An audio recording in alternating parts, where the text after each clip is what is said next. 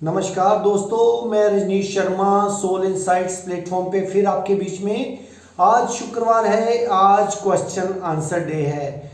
बहुत से मित्रों ने बहुत से सवाल पूछे हैं, लेकिन मैं उन्हीं क्वेश्चंस का आंसर दूंगा जो सबसे ज़्यादा महत्वपूर्ण है और सबके लिए फ़ायदेमंद है।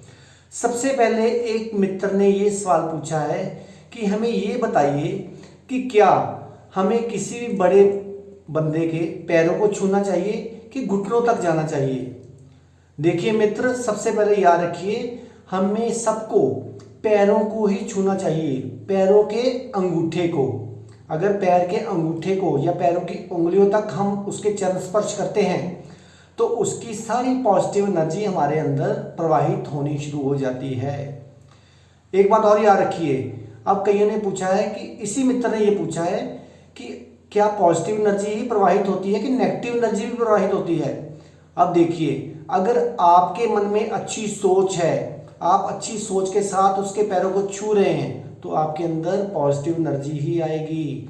अगर आपके अंदर बिना मन के आप उसके पैरों को छू रहे हैं तो फिर आपके अंदर नेगेटिव एनर्जी ही प्रवाहित होगी।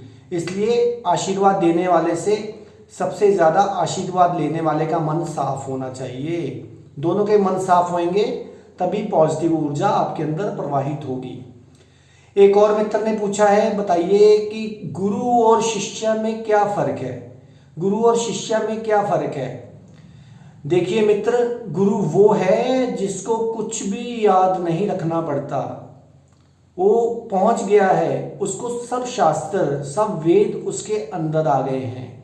शिष्य वो है जिसको सब कुछ याद रखना पड़ता है। अब देखिए, शिष्य होने के लिए भी बहुत योग्यता चाहिए। क्या योग्यता चाहिए। गुरु तो बन गया गुरु, क्योंकि उसके पास सब कुछ पहुंच गया, लेकिन शिष्य को क्या चाहिए, हर समय सीखने के लिए तत्पर रहना चाहिए, हर समय सीखने की इच्छा को मन में बनाए रखना चाहिए। तो इसलिए आप याद रखिए कि आप अच्छे शिष्य बनेंगे तो गुरु अपने आप आपको अवेलेबल हो जाएगा। कहते हैं ना, गुरु बिना तलब नहीं, मतलब तलब के बिना गुरु नहीं। अगर तलब होएगी तो अपने आप आपको गुरु अवेलेबल हो जाएंगे।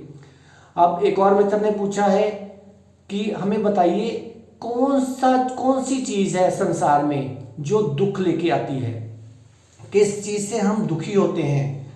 तो याद रखिए, जो परिवर्तन है, कहते हैं परिवर्तन संसार का नियम है, लेकिन जो परिवर्तन है वो हमारे अंदर दुख लेके आता है।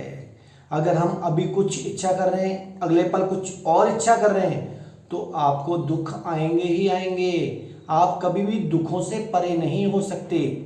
अगर आप परिवर्तन में नहीं आते हैं, परिवर्तन के साथ शामिल नहीं होते हैं, तो आपके अंदर हमेशा आनंद बना रहेगा। कभी भी जिंदगी में कोई भी दुख नहीं आएगा। तो और भी मित्रों ने बहुत से सवाल पूछे हैं। किसी ने पूछा है कि हमें ये बताइए कि हम अपने जितने भी पाप हैं हमारे अंदर, हमने जन्मों जन्मों से पाप किए हैं, उसको हम कैसे उसका निपटारा कर सकते हैं। अब देखिए, मैं आपको श्री कृष्ण जी की गीता का एक बात बताना चाहता हूँ। श्री कृष्ण जी ने अर्जुन को बोला था कि अर्जुन सुनो, चाहे तूने कितने भी पाप किए हों, चाहे तो दुनिया का सबसे बड़ा पापी भी क्यों ना हो, लेकिन एक ज्ञान रूपी किरण तुम्हारे सारे पापों को नष्ट कर देगी। तो आपने सुना श्री कृष्ण जी की बात, ज्ञान रूपी एक किरण। ज्ञान क्या है। ज्ञान ये नहीं है जो आप किताबों में पा रहे हैं, ज्ञान वो नहीं जो आप सुन रहे हैं। ये जो किताबों वाला ज्ञान पढ़ के आप पंडित हो सकते हैं, ज्ञानी नहीं। ज्ञानी का मतलब क्या है, जब आप ध्यान में उतरोगे तो आपको अपने आप ज्ञान उतरता जाएगा, क्योंकि ध्यान एक मार्ग है, ध्यान एक इंस्ट्रूमेंट है जो आपके अंदर ज्ञान उतारेगा। वो जैसे ही आपके अंदर ज्ञान उतरेगा तो वैसे ही आपकी जो आत्मा है, आत्मा पूरी स्ट्रांग हो जाएगी और आप आत्मावान हो जाओगे। क्योंकि याद रखिए, आत्मा क्या है, जो आपका ज्ञान है वही असली आत्मा है। और जो लोग इधर उधर भटकते रहते हैं वो पंडित बन जाएंगे और आत्मा से हीन हो जाएंगे। तभी तो उनसे कर्म सही नहीं होते, क्योंकि उनके अंदर आत्मा विराजमान ही नहीं होती। ज्ञानी बंदा ही हमेशा आत्मा में होता है और आत्मा का जो भोजन है वो ज्ञान है।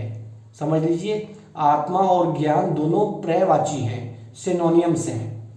और भी मित्रों ने एक सवाल पूछा है सूर्य ग्रह के ऊपर कि आप हमेशा हमेशा हर बात में यही कहते हैं सूर्य 6th हाउस में, आपने अब बताया कि सूर्य 6th हाउस में रात को चला जाता है, वो वीक हो जाता है। क्या सूर्य वाकई में वीक होते हैं?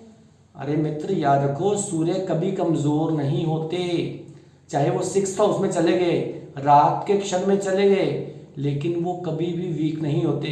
यहाँ वीक है तो यूएसए में, पश्चिम के देशों में वो स्ट्रांग होके निकलेंगे, लेकिन सूर्य कभी वीक नहीं होता। हमारा थोड़ा सा मनोबल कमजोर होता है और कुछ नहीं होता, लेकिन उसी सूर्य को आप अपने ज्ञान की रोशनी से, अपनी प्रेजेंस से, अपने आपको प्रेजेंट में रख के पूरा स्ट्रांग कर सकते हैं।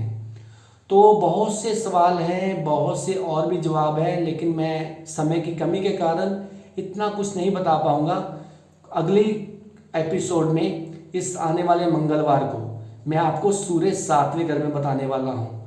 और भी आपके मन में कुछ क्वेश्चंस आए, आप बिना झिझक के मेरे YouTube चैनल को सब्सक्राइब करके उस पर डाल सकते हैं।